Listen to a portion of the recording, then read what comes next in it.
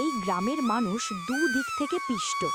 একদিকে জমিদার রাজেশ্বর রায়, অন্যদিকে মহাজন ধনঞ্জয় সাহা।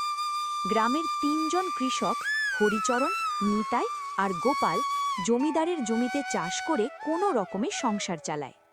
ও হুজুর, এমন করবেন না। হরিচরণ কান্না ভেজা কণ্ঠে বলে, একটাই গাই আমার, ওইটুকু দুধ বেচেই সংসার চলে। ধনঞ্জয় সাহা দাঁত বের করে হাসল। জমি আছে, চাষ তো করিস। হুজুর, এতেও চলে না, জমিদারের ভাড়াও তো আছে। তোকে নিয়ে ভাবলে তো আমার চলবে না। ধনঞ্জয় হাত নেড়ে বলল, তোকে অনেক সময় দিয়েছি, এবার তোমার গাই নিয়ে গেলাম। মহাজন চলে যায় গাই নিয়ে।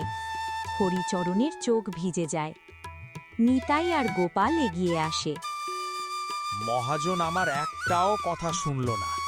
100 টাকা ধার নিয়েছিলাম, আজও শোধ হয়নি নাকি? গায়েও নিয়ে গেল। গোপাল গম্ভীর গলায় বলল, আমি গাইটা নিয়ে আসব। দুঃখের মাঝেও তোর কথা শুনে হাসি পেল। তুই গাই আনবি? হ্যাঁ, আর গাই নয়, জমিদারের বাড়ি গিয়ে শাহী ভোজ খেয়েও আসব। তুই ভোজ জমিদারের বাড়ি? হ্যাঁ, শর্ত লাগাতে চাইলে লাগাও। ঠিক আছে, যদি সত্যি গাই আনিস তাহলে তোর আমার জমিতে হাত দিতে হবে না। আমি তোর জমিতে চাষ করব, তুই বসে দেখবি। ঠিক তখন মহাজনকে গ্রামে ঢুকতে দেখে জীবন্ত হয়ে ওঠে সবাই। গোপাল মানুষগুলোর মুখের সামনে গিয়ে মাপ দেখতে থাকে। তোমার দ্বারা হবে না। না না, তোমার দ্বারাও না। সবাই হতবাক। কি করছিস গোপাল? গোপাল কোনো উত্তর না দিয়ে মহাজনের দিকে এগিয়ে গেল। আপনার দ্বারাও হবে না। হবে না মানে খুলে বল। না, আপনার দিয়ে হবে না। আমি চললাম জমিদারের বাড়ি, আজ ভোজ খেয়ে আসব আর গাই ফিরিয়ে আনব।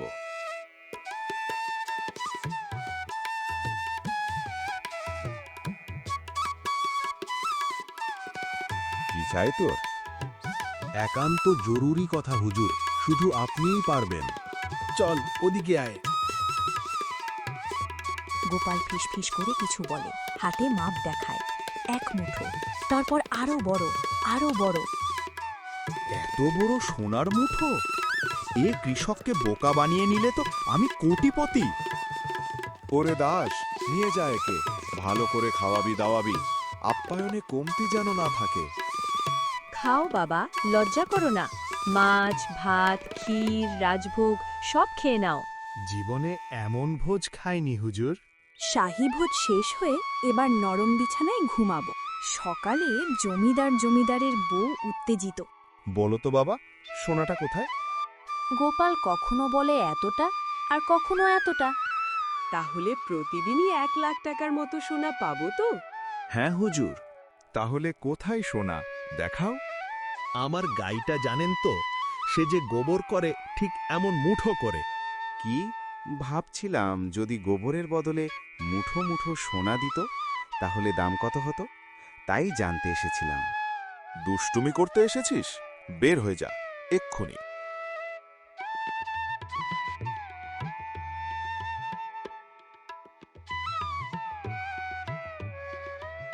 গ্রামে ফেরার সাথে সাথে গোপাল, আমার গাই ফিরে এসেছে।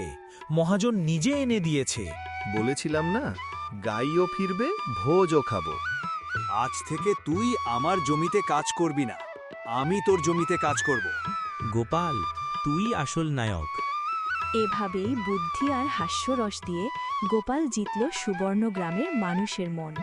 বন্ধুরা, গল্পটা ভালো লেগে থাকলে লাইক, শেয়ার আর কমেন্ট করে জানিয়ে দিও। এমন আরও গ্রাম বাংলার শিক্ষামূলক গল্প পেতে চ্যানেলটি সাবস্ক্রাইব করতে ভুলবে না।